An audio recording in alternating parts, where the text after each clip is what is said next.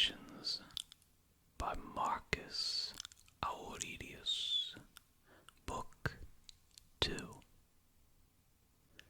Begin the morning by saying to thyself, I shall meet with the busybody, the ungrateful, arrogant, deceitful, envious, unsocial.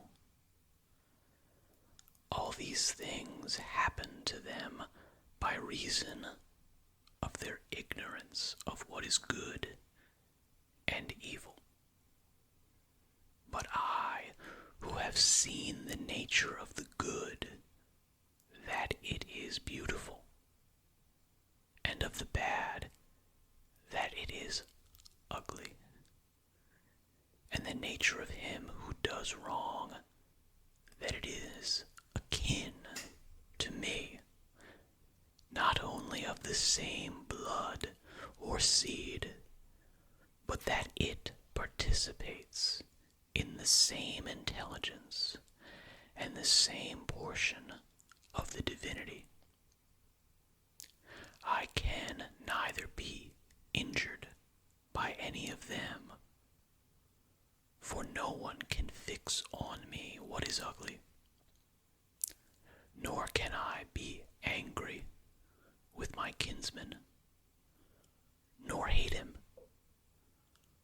for we are made for cooperation, like feet, like hands, like eyelids, like the rows of the upper and lower teeth. To act against one another, then, is contrary to nature, and it is acting against one another to be vexed and to turn away. Whatever this is that I am, it is a little flesh and breath and the ruling part. Throw away thy books. No longer distract thyself. It is not allowed.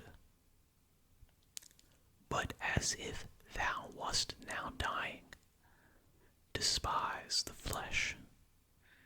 It is blood and bones and a network, a contexture of nerves, veins, and arteries.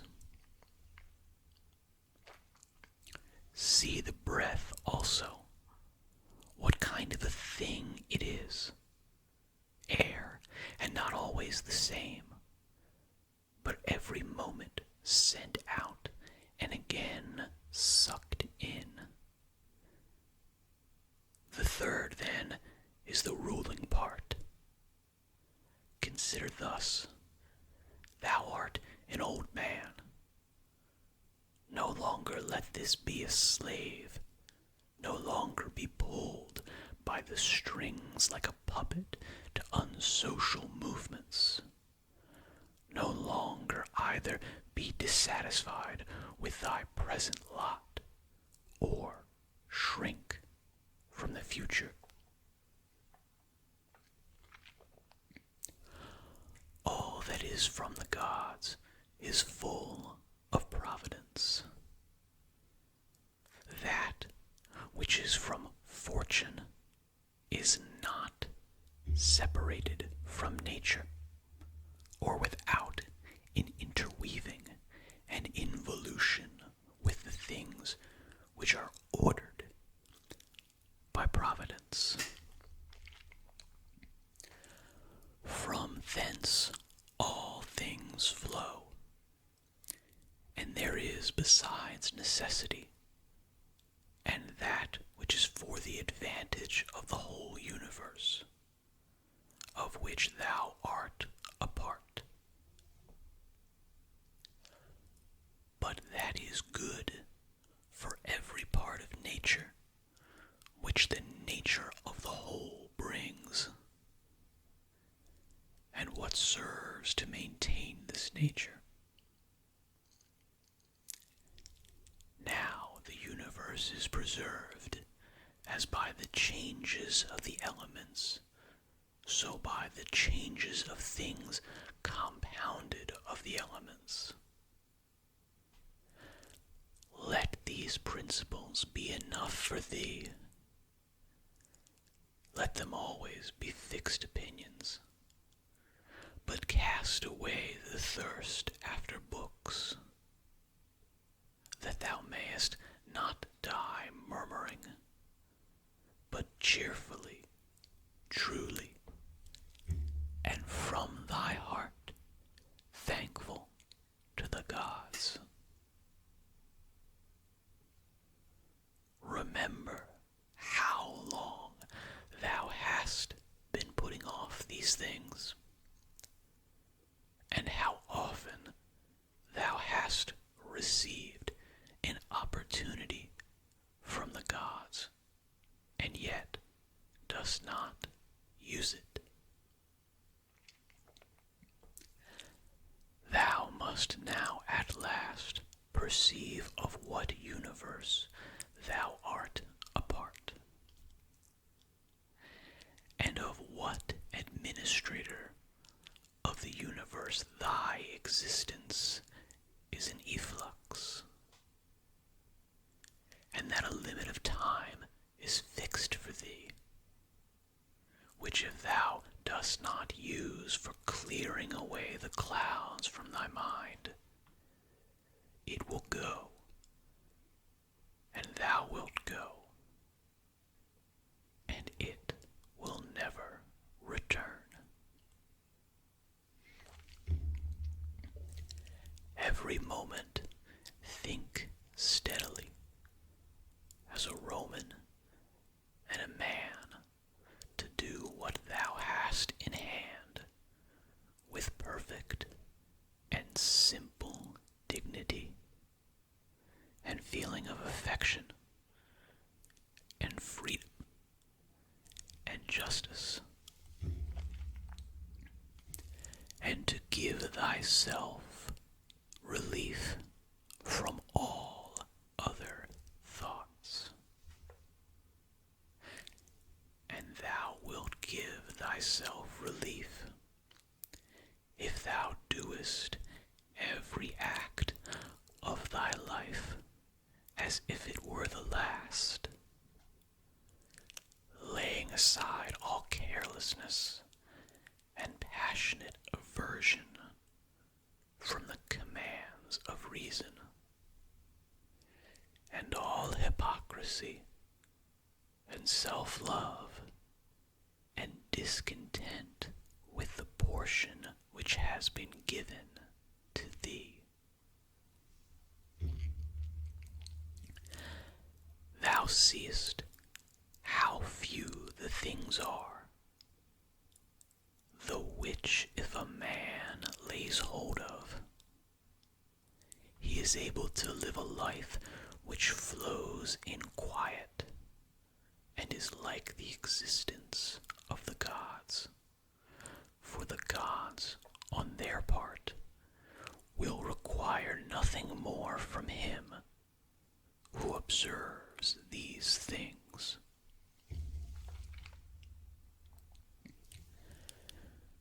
Do wrong to thyself.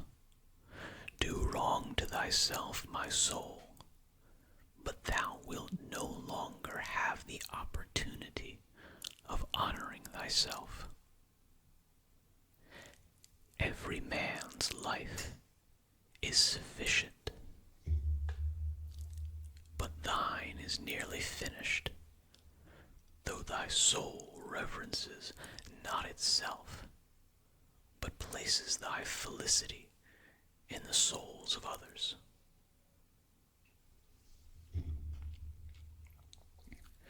Do the things external which fall upon thee distract thee.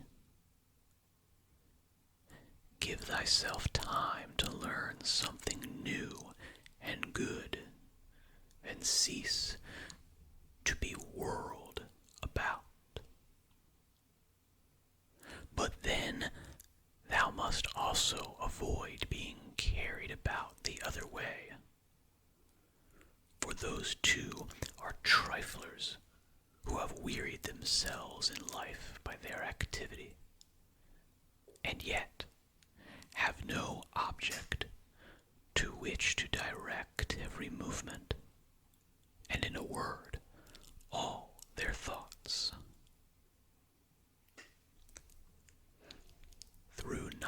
observing what is in the mind of another man has seldom been seen to be unhappy.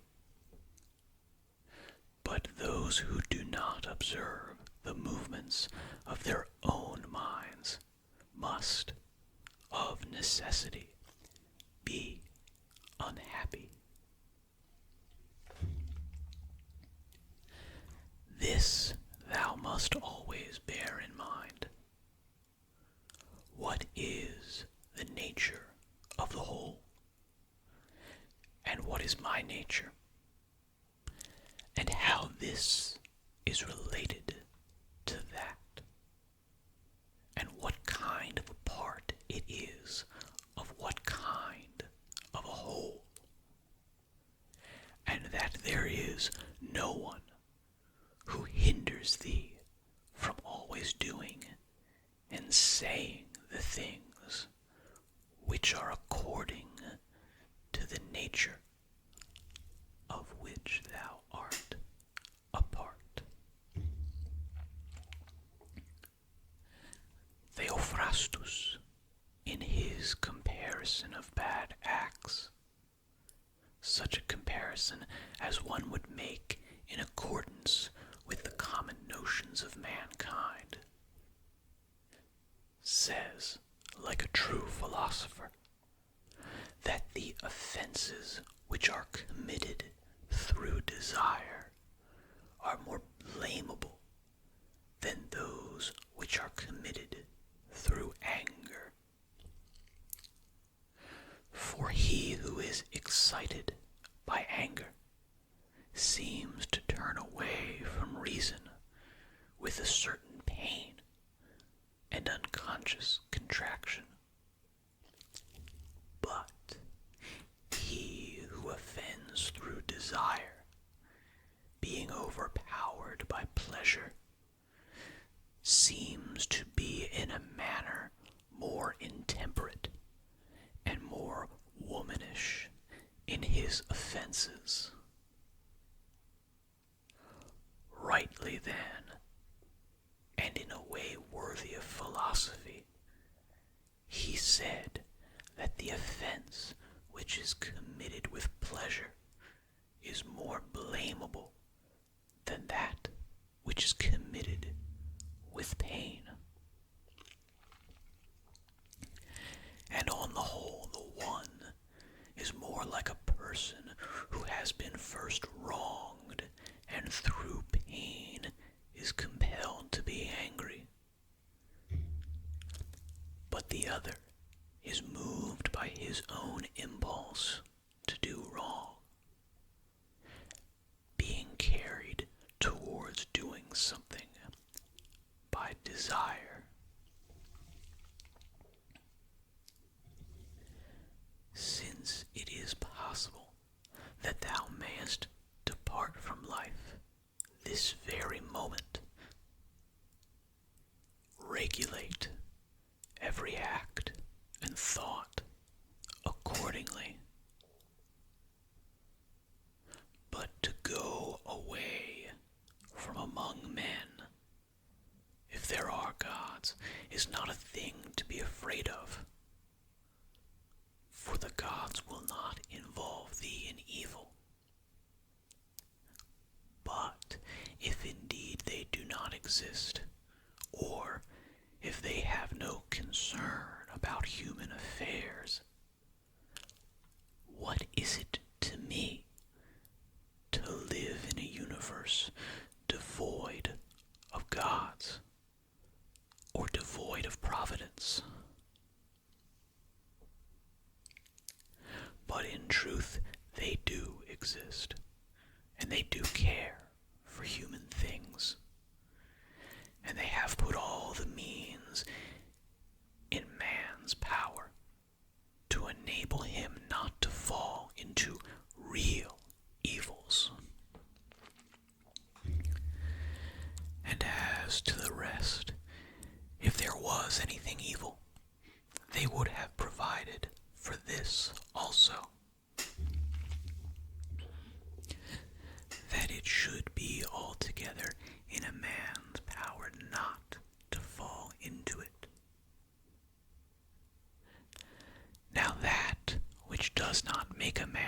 universe, how can it make a man's life worse? But neither through ignorance, nor having the knowledge, but not the power to guard against or correct these things, is it possible that the nature of the universe has overlooked them. Nor is it possible that it has made so great a mistake, either through want of power or want of skill, that good and evil should happen indiscriminately to the good and the bad. But death, certainly, and life, honor and dishonor, pain and pleasure, all these things equally happen to good men and bad, being things which make us neither better nor worse. Therefore, they are neither good nor evil.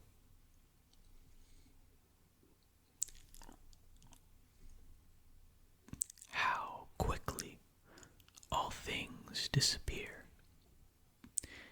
In the universe, the bodies themselves, but in time, the remembrance of them.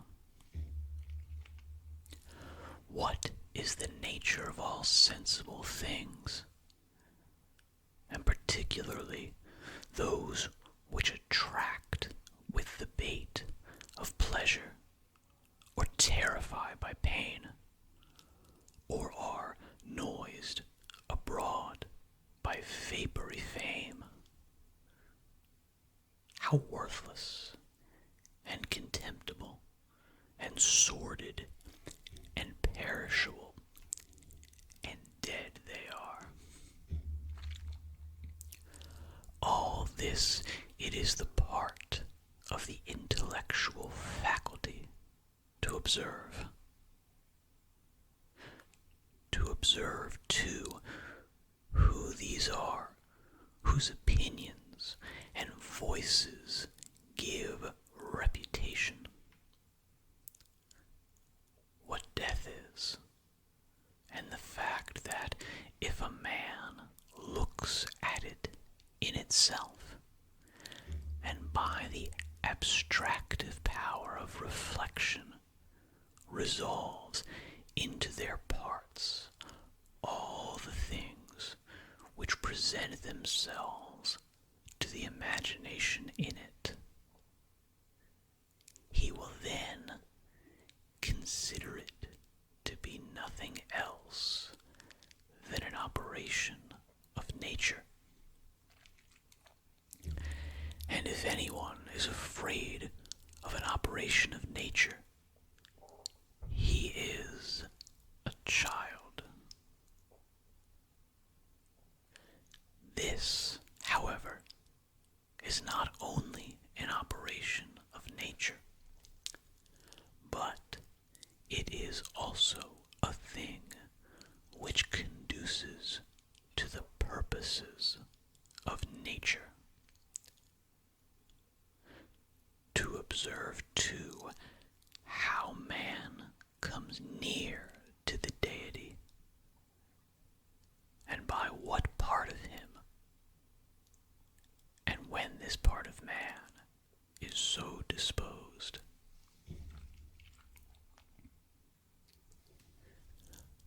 Nothing is more wretched than a man who traverses everything in a round and pries into the things beneath the earth, as the poet says, and seeks by conjecture what is in the minds of his neighbors, without perceiving that it is sufficient to attend to the daemon within him,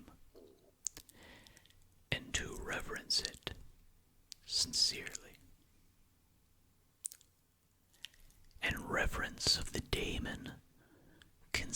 delights in keeping it pure from passion and thoughtlessness, and dissatisfaction with what comes from gods and men. For the things from the gods merit veneration for their excellence,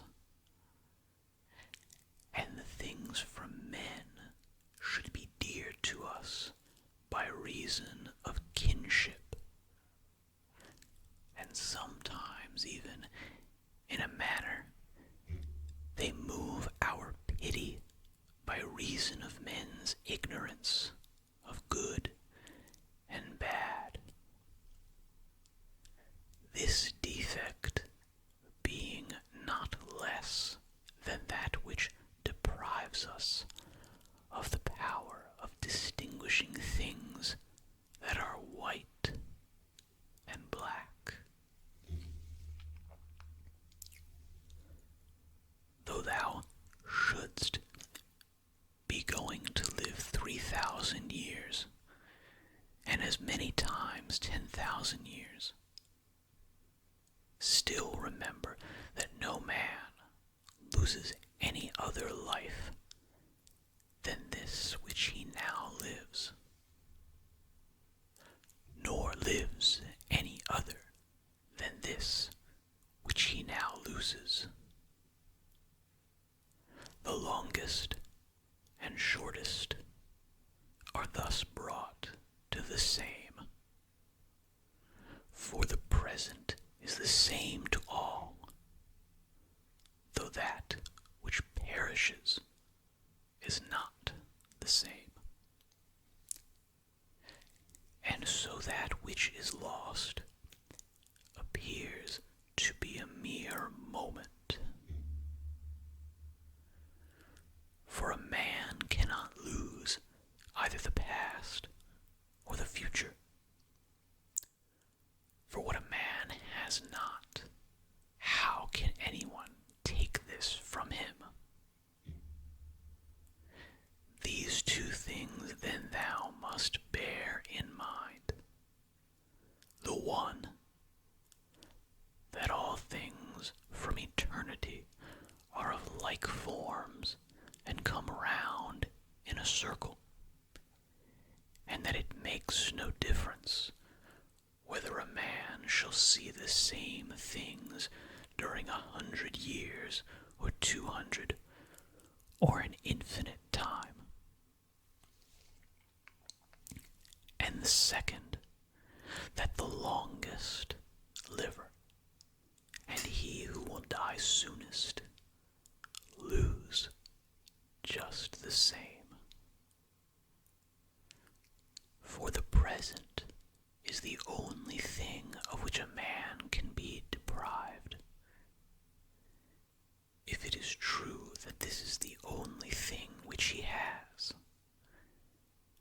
and that a man cannot lose a thing if he has it not.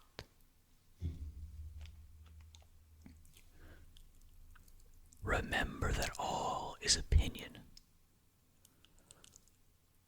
For what was said by the cynic Monimus is manifest. And manifest too is the use of what was said. If a man receives what may be got out of it, as far as it is true. The soul of man does violence to itself, first of all, when it becomes an abscess, and as it were a tumor on the universe, so far as it can. For to be vexed at anything which happens is a separation of ourselves from nature, in some part of which the natures of all other things are contained. In the next place, the soul does violence to itself when it turns away from any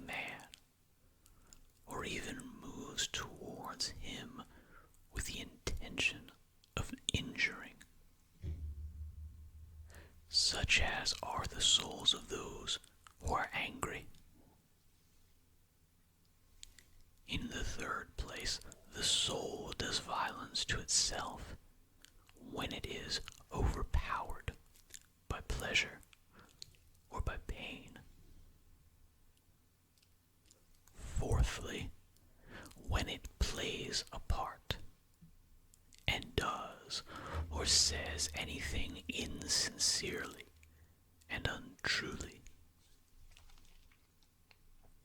Fifthly, when it allows any act of its own and any movement to be without an aim, and does anything thoughtlessly and without considering what it is. It being right that even the smallest things be done with reference to an end. And the end of rational animals is to follow the reason and the law of the most ancient city and polity.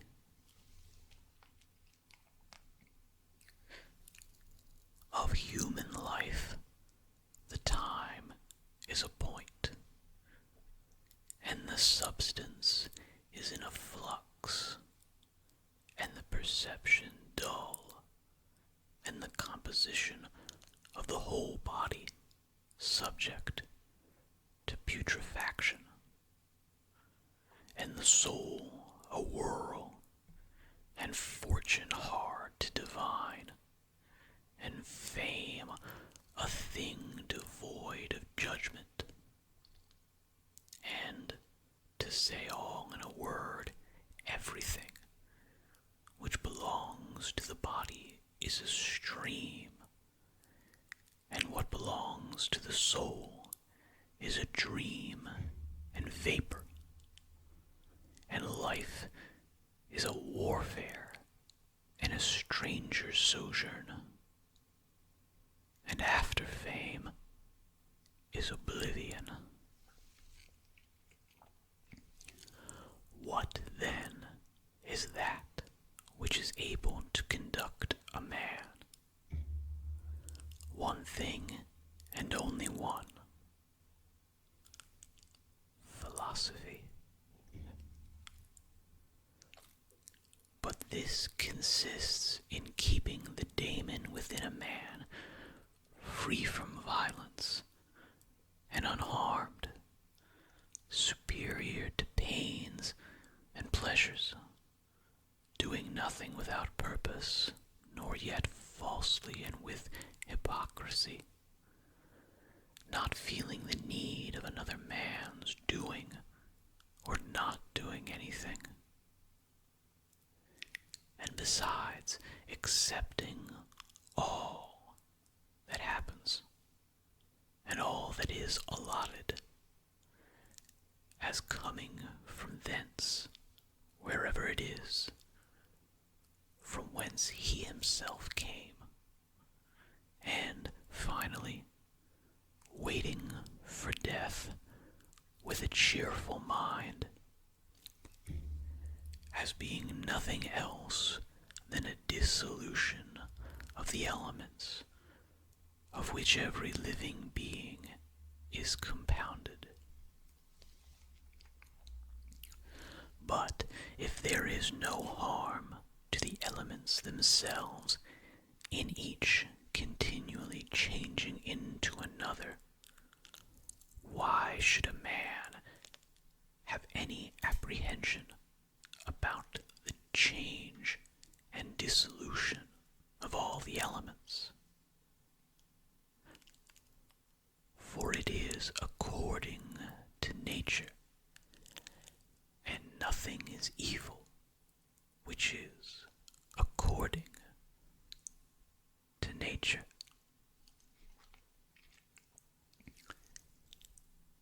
This